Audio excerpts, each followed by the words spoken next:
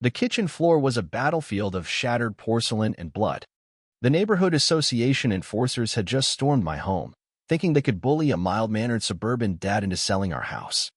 They saw me as the guy who mowed the lawn and fixed sprinklers, oblivious to the fact that I'd spent years tracking targets in places most folks couldn't find on a map. I'd played the perfect neighbor, blending into the cul-de-sac routine. But when those power-drunk thugs hurt my wife and smashed her life's work, they woke something I'd buried deep. My name's Ethan Carter, and what I'm about to tell you will flip everything you think you know about quiet suburbs upside down. Comment where you're reading from, and brace yourself for a story that'll make you question who's really living next door. For 5 years, my wife, Lily, and I had carved out what looked like the American dream on Cedar Lane. Our 2-story home wasn't much cozy, with a picket fence and a backyard where Lily's garden bloomed. She'd spend hours in the garage, her hands caked in clay, shaping vases and bowls that seemed to hold pieces of her soul. I'd watch her sometimes, marveling at how she turned mud into magic. To the neighbors, I was the reserved guy who worked some dull desk job and could patch a drywall blindfolded. What they didn't know was that I'd spent 2 decades as a Green Beret, my instincts honed to spot threats even in this sleepy zip code. Lily noticed my quirks, how I'd scan exits in diners or sit facing the door. Old office habits, I'd say with a grin, and she'd roll her eyes, unaware of the shadows I'd left behind. She knew I'd served, but I kept the details locked away. I'd seen enough blood to drown a man's dreams, and all I wanted now was to shield the peace we'd built. Our neighborhood fell under the iron grip of the Pineview Homeowners Association, led by Victoria Kane, a woman who wielded her title like a dictator. She'd measure hedges with a ruler and slap fines on anyone who left a wreath up past New Year's. Something about her cold, calculating stare set my nerves on edge, like she was sizing up our house for more than just curb appeal. Her right-hand man, Carl Brody, was a former deputy who loved playing tough guy, strutting around like he still had a badge. The morning it all went to hell started like any other. Lily was in her studio, crafting pieces for an art fair, while I was pruning roses, savoring the calm of growing things instead of hunting them. Then my old teammate, Nate, called his mom needed help moving into a nursing home across town. I kissed Lily goodbye, told her to lock the doors, a reflex she humored without question. I should have listened to the itch in my gut, the one that had kept me alive through ambushes. Victoria and Carl had been hounding us for weeks with violation notices about Lily's pottery displays, claiming they clashed with the neighborhood's aesthetic. We'd ignored them, thinking they'd move on. That was my first mistake. 3 hours later, I pulled into the driveway, and the air felt wrong. The front door was cracked open, Lily's car still parked, but the house was too still. I moved inside, silent and sharp, my old training kicking in. The sight in the living room froze me. Lily sat on the floor, surrounded by broken pottery, her arm bruised, her hands bleeding from cuts. Her life's work years of delicate art lay in shards. She was sobbing, the kind of sound that comes from having your heart ripped out. They said we don't belong here, she whispered, her voice trembling. Said we need to learn our place. Rage clawed at the control I'd spent years perfecting as I knelt beside her, checking her wounds with battlefield precision. Victoria and Carl had crossed a line they couldn't see, and the part of me I'd tried to bury was waking up. They thought they'd targeted a pushover. They were about to learn how wrong they were. 2 days later, a letter arrived on official association letterhead, demanding $5,000 for violations and resisting inspection. I read it slowly, letting the audacity sink in while Lily tried to salvage her pottery wheel. The letter, signed by Victoria, was a bully's playbook legal jargon meant to scare, not enforce. Then the call started. Carl's voice dripped with smugness, promising to make our lives hell. "You're messing with the wrong people, pal," he sneered. I let him ramble, cataloging every word like I used to with enemy chatter. Victoria called later, her tone slick and patronizing, preaching about community standards. I decided to attend the next association meeting, not just to size them up, but to let them see who they'd picked a fight with. The community center was packed with neighbors too scared to speak up, cowed by Victoria's reign. When I questioned the legality of their actions, Carl tried his usual tough guy act, looming over me. "You're awfully calm for a guy in your spot," he said, smirking. I met his eyes with a look that had stopped harder men cold.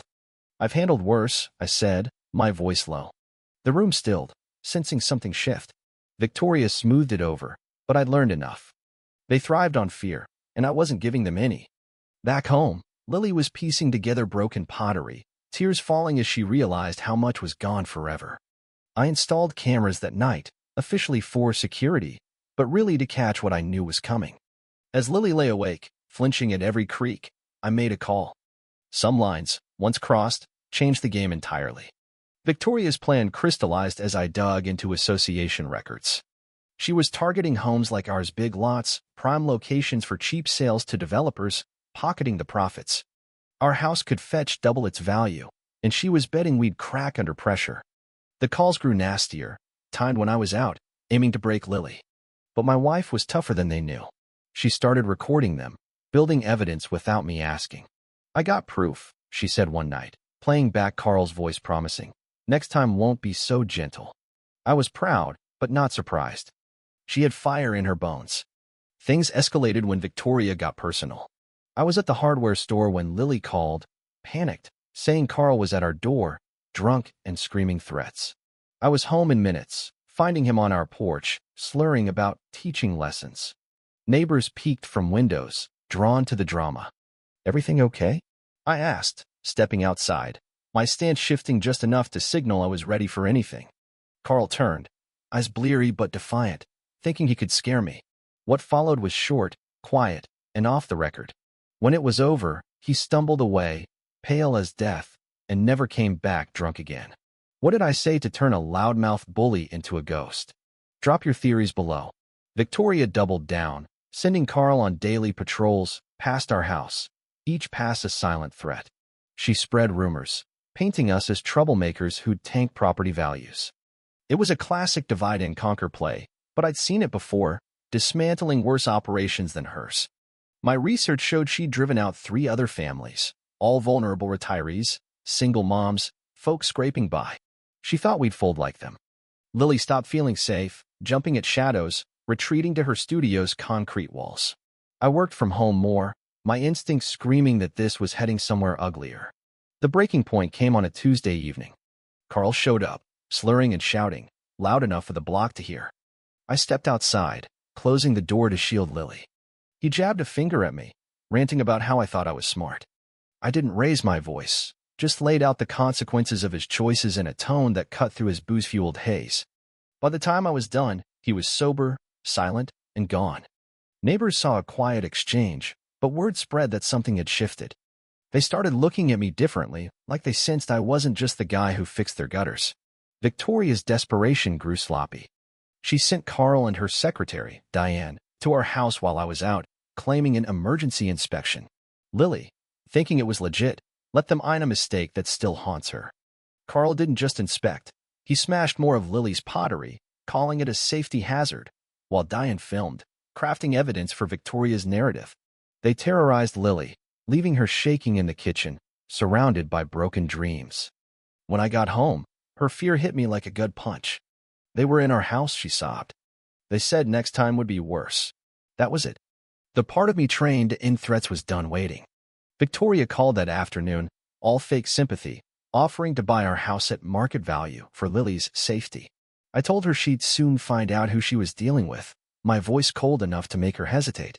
I called an emergency association meeting, announcing evidence of corruption. Victoria tried to shut it down, and Carl leaned on neighbors to stay away, but their panic only fueled the turnout. The community center was packed, buzzing with tension. Victoria sat with her lawyer, smug, expecting to bury me in legalese. Carl hovered by the door, itching for a fight. I laid out the evidence recordings of threats, shady property deals, stories from past victims. Gasps rippled through the crowd as Victoria's facade cracked. She called it fabricated, but her lawyer's face said he knew she'd lied to him. Carl exploded, yelling, "You're just a nobody analyst." I stood, letting 20 years of deadly experience show. "I'm Ethan Carter, United States Green Beret, retired after 20 years. The room went dead silent. Victoria paled. Carl stepped back. "I've protected people from bullies like you across 12 countries, I said. "You picked the wrong fight." When Carl lunged, I dropped him to his knees with a wrist lock, smooth and precise. "That's what training looks like," I said calmly, helping him up to show I wasn't the threat, just the solution. Diane stepped forward, holding a USB drive. I recorded everything Victoria ordered, she said, exposing every crime. The crowd erupted, neighbors sharing their own stories of abuse. The police, tipped off earlier, arrived and cuffed Victoria and Carl. As they were led away, Victoria glared at me, fear overtaking her hate. Carl muttered, "I get it now," finally grasping the man he'd underestimated. The fallout reshaped Cedar Lane. Victoria and Carl faced charges of harassment, fraud, and corruption, their convictions fueled by Diane's evidence and neighbor testimonies. The association reformed, transparent and fair, with rules that served the community, not a tyrant. Lily healed, her new, resilient Collect-Iona tribute to survival gaining acclaim. Our bond grew stronger. She accepted my past, knowing it saved us. The neighborhood bloomed, free of fear, with kids playing and block parties replacing tension. Our garden thrived, Lily's pottery display a testament to victory. The case sparked HOA reforms nationwide, proving bullies crumble when people stand together. Some secrets, I told Lily one night, are worth keeping to protect what matters most. Victoria and Carl learned the hard way. Peaceful doesn't mean powerless. What did Carl finally get about the man he'd terrorized? Type, understood, if you think you know what turned a bully into a broken man.